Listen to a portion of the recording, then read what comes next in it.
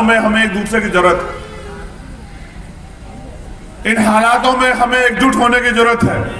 इन हालातों में हमें अपनी ताकत बनाने की जरूरत है और इन हालातों में हमें दुश्मन को संदेश देने की जरूरत है कि वो अपनी औकात में रहे।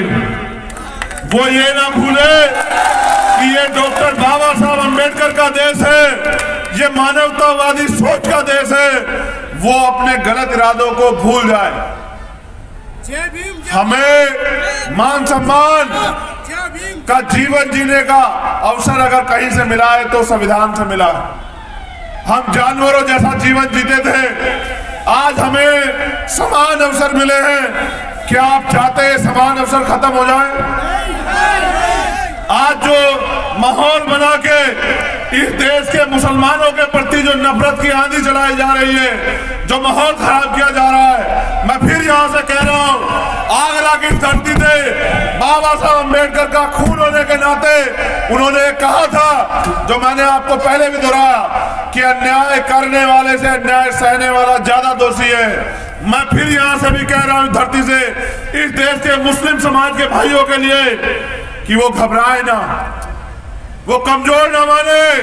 पूरा अंबेडकर वादी उनके साथ खड़ा है। इस सरकार की दरे भी हिला देंगे, ईंट से ईंट बजा देंगे। आप मेरी जिंदाबाद करने के बजाय मुझे लड़ने की ताकत दीजिए और अपने हौसले बुलंद रखिए। इस देश में संविधान है और जब तक संविधान है कोई आपके मान सम्मान के साथ खिलवाड़ नहीं कर सकता। जो करेगा संविधान के अनुसार जो उसको सजा वो मिलेगी। मेरा एकमात्र लक्ष्य ये है, बहुत सारे तोते आएंगे, अपनी अपनी जिम्मेदारी अदा करेंगे। मुझे मेरी जिम्मेदारी समझ आ गई, मैं अपनी जिम्मेदारी अदा कर रहा हूं और मैं चाहता हूं कि जीते जी इस देश की सर्वोच्च कुर्सी पे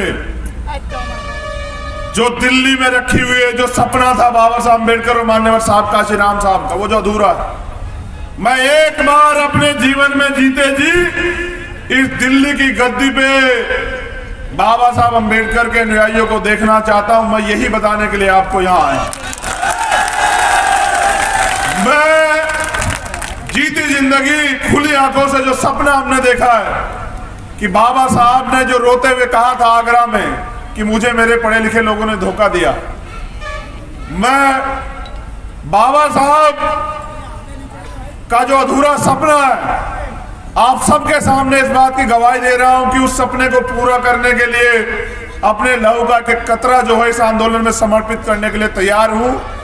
और मुझे कोई फर्क नहीं पड़ता, मैं फिर कह रहा हूं, मुझे कोई फर्क नहीं पड़ता कि लड़ाई कितनी लंबी हो और कितनी कठिन हो, कोई फर्क नहीं पड़ता, क्योंकि हमारा एकमात्र सपना यही है कि बहुत दिन हो गए इन शोषितों को आंसू बहाते, इन शोषितों को रोते चिल्लाते, लेकिन इनके आंसू किसी ने नहीं पूछे।